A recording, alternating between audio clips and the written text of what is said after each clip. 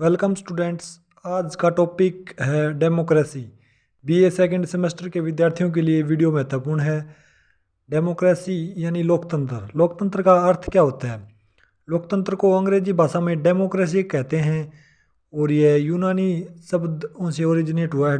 Democracy Greek word है demos और क्रेटोज। Demos का मतलब होता है पीपल, क्रेटोज का मतलब होता है पावर। डेमोक्रेसी का अर्थ हुआ पावर ऑफ द पीपल यानी व्यक्तियों की शक्ति। विद्वानों ने इसकी अलग अलग परिभाषा दी है लोकतंत्र की। अब्राहम लिंकन के अनुसार लोकतंत्र जनता का, जनता के लिए तथा जनता का शासन। सिल्ले के अनुसार प्रजातंत्र ऐसा शासन है जिसमें प्रत्येक व्यक्ति भाग लेता है। महात्मा गांधी के अनुसार लोकतंत्र सभी की भलाई के लिए लोगों के सभी प्रकार के वर्गों को शारीरिक, आर्थिक और आध्यात्मिक साधना को संगठित करने की कला और विज्ञान है। हेरोडोटस के अनुसार प्रजातंत्र ऐसा शासन है जिसमें सर्वोच्च सत्ता समस्त जाति के को प्राप्त होती है।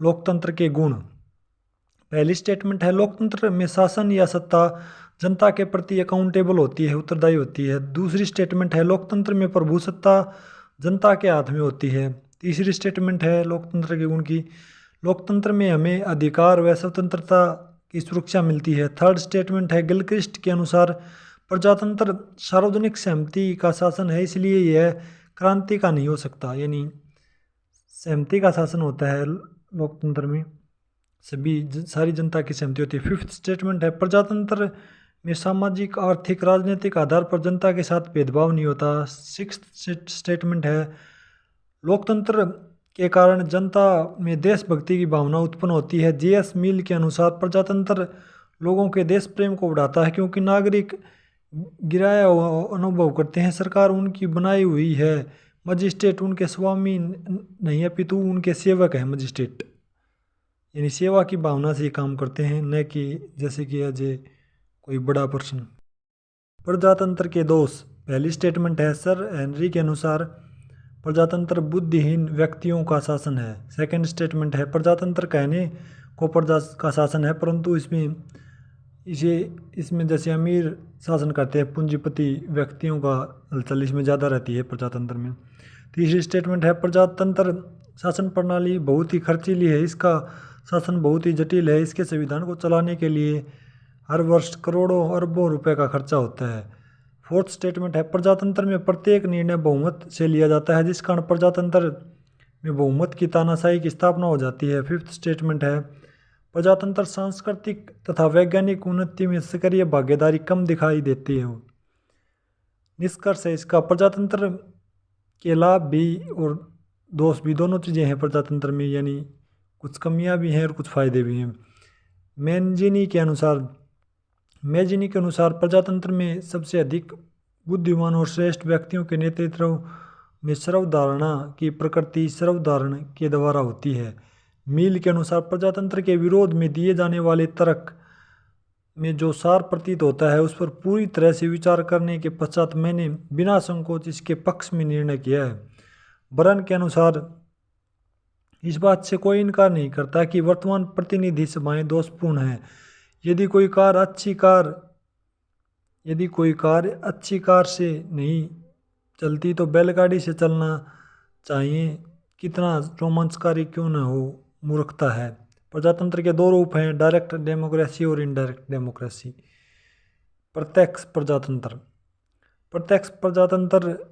प्रजातंत्र का वास्तविक रूप है जब जनता स्वयं कानून बनाए और राजनीति की निश्चित करे कि सरकारी कर्मचारियों पर पब्लिक का ही जैसे कंट्रोल हो और उस पर इस व्यवस्था को प्रत्यक्ष प्रजातंत्र कहते हैं। अप्रत्यक्ष प्रजातंत्र में जनता अपने प्रतिनिधि चुनती है, जैसे भारत में होता है। वह प्रतिनिधि जनता की इच्छा के अनुसार कानून बनाते हैं, लेकिन कई बार ऐसा देखा गया है कि जनता से बिना पूछे ही बना देते हैं।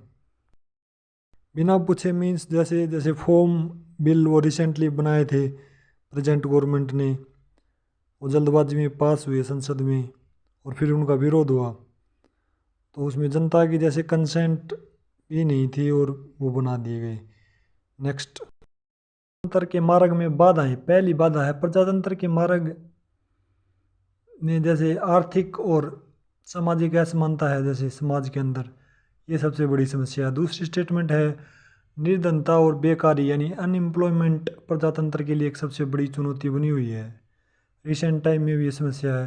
थर्ड स्टेटमेंट है निक्सर यानी अनपढ़ और जातिवाद प्रजातंत्र को कमज़ोर कर देते हैं, यानी इलिटरेसी जैसे प्रजातंत्र को नुकसान पहुंचाती है। स्वतंत्र व निष्पक्ष ईमानदार प्रेस की कमी है। फिफ्थ स्टेटमेंट है दोषपूर्ण चुनाव प्रणाली व खर्चीला चुनाव प्रजातंत्र की बड़ी समस्या है। जीएस मिल के अनुसार सार्वभौमिक मताधिकार होने से पहले सार्वभौमिक शिक्षा की व्यवस्था होनी जरूरी है। बढ़िया विचार है ये। दूसरी स्टेटमेंट है कोल के अनुसार आर्थिक प्रजातंत्र के बिना राजनीतिक अर्थहीन होती है, ठीक है। नेक्स्ट है हेनरी मैन के अनुसार अच्छा संविधान हलचल वाले प्रजातंत्र पर एक बाधा और इसके साथ ही इसको तालाब के पानी की तरह शांत किया जा सकता है। ये हेनरी मैन का विचार है। लोकतंत्र के प्रमुख सिद्धांतों का अध्ययन निम्नलिखित है। पहला सिद्धांत है लोकतंत्र का प्रतिष्ठित अथवा उदारवादी सिद्धांत। राजनीति क्षेत्र में उदारवाद संवैधानिक लोकतंत्र का समर्थन करता है। उदारवादियों ने प्रजातंत्र सिद्धांत पर बल दिया। इन्हीं सिद्धांतों के सामूहिक रूप को उदारवादी प्रजातंत्र कहा जाता है। इसके लक्षण हैं उदारवादी प्रजातंत्र के।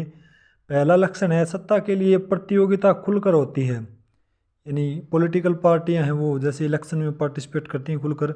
सेकंड स्टेटमेंट है सार्वभौमिक मताधिकार पर आधारित चुनाव समय समय पर होते हैं। और थर्ड स्टेटमेंट है न्यायपालिका स्वाधीन तथा स्वतंत्र होती है। जुडिशरी है वो इंडिपेंडेंट होती है और अपने फैसले अपने हिसाब से जैसे जो सही होता है उसी हिसाब से लेती है। फोर्थ स्टेटमेंट है प्रेस पर सरकार का एकाधिकार नहीं होता, यानी प्रेस पर गवर्नमेंट की जो प्रेजेंट गवर्नमेंट होती है उसकी मोनोपोली नहीं होती। फिफ्थ स्टेटमेंट है धार्मिक स्वतंत्रता प्रजातंत्र में निहित होती है।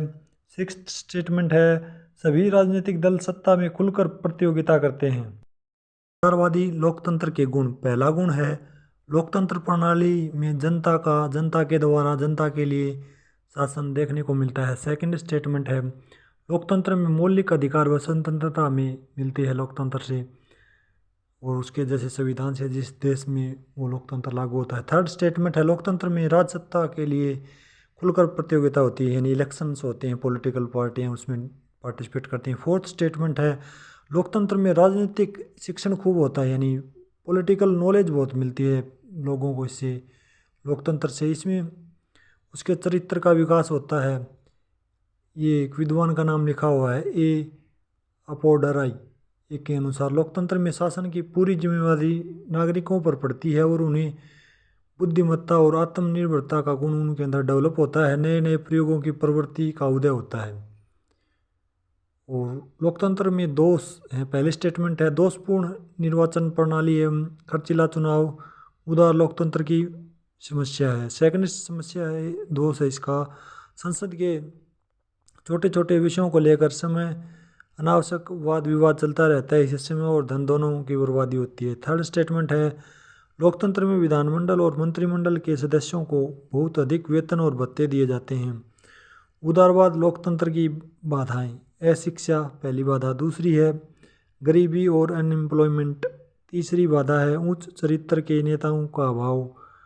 फोर्थ बाधा है सामाजिक आर्थिक आधार पर गठित एक स्वस्थ राजनीतिक दलों का नया होना।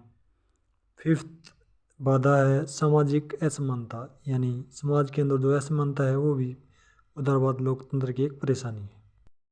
लोकतंत्र का बहुलवादी सिद्धांत। प्रेस्तम के अनुसार बहुलवादी लोकतंत्र एक ऐसी सामाजिक व राजनीतिक व्यवस्था है जिसके अंतर्गत राजसत्ता अनेक निजी समूह संगठनों के प्रतिनिधियों के बीच बटी होती है। बहुलवादी लोकतंत्र की विशेषताएं।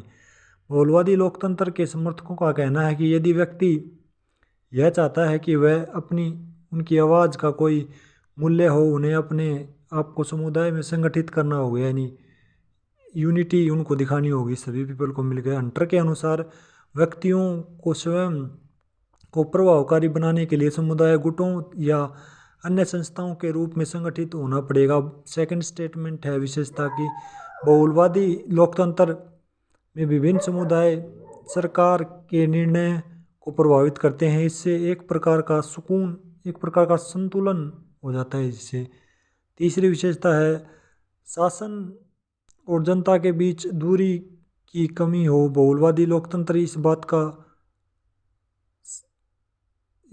का तीसरी विशेषता है शासन और जनता के बीच की दूरी की कमी बहुलवादी लोकतंत्र में इस बात का समर्थन करती है। बहुलवादी लोकतंत्र इस बात का प्रस्तम के अनुसार ऐसे समूह अपने नेताओं के माध्यम से शक्ति के सभी संगठित स्वरूप तथा व्यक्तियों के बीच मध्यस्थता करते हैं। इस प्रकार शासन को जनता के निकट रखा जा सकता है और ऐसे समूह व हितों व कौशल निर्णय लिए जाने की सहायता मिलती है। फोर्थ है विशेषता इसकी बहुलवादी एक निष्पक्ष राज्य का समर्थन करते हैं। लोकतंत्र का विशिष्ट वर्गवादी सिद्धांत।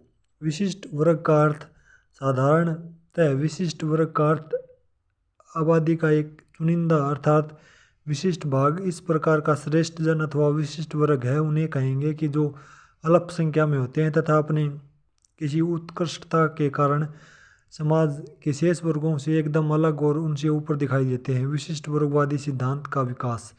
विल्फ्रेडो प्रेटो ने विशिष्ट वर्ग को दो श्रेणियों में रखा है। पहली श्रेणी है सामाजिक श्रेष्ठ जन और दूसरी श्रेणी है आधिकारिक श्रेष्ठ जन।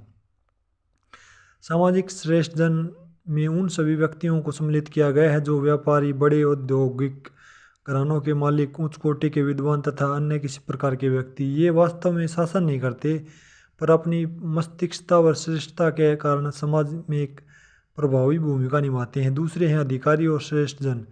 अधिकारी श्रेष्ठ जन के अंतर्गत वे सभी राजनेता, उच्च प्रशासनिक अधिकारी, सैन्य अधिकारी शामिल हैं जो वास्तव में प्रशासन का संचालन करते हैं। विशिष्ट वर्ग की विशेषताएं। पहली विशेषता है प्रत्येक राजनीतिक व्यवस्था में एक छोटा सा विशिष्ट वर्ग होता है जो अपनी योग्यता, धन, प्रतिष्ठा के प्रभाव के कारण सभी प्रमुख राजनीतिक पद हथिया लेता है।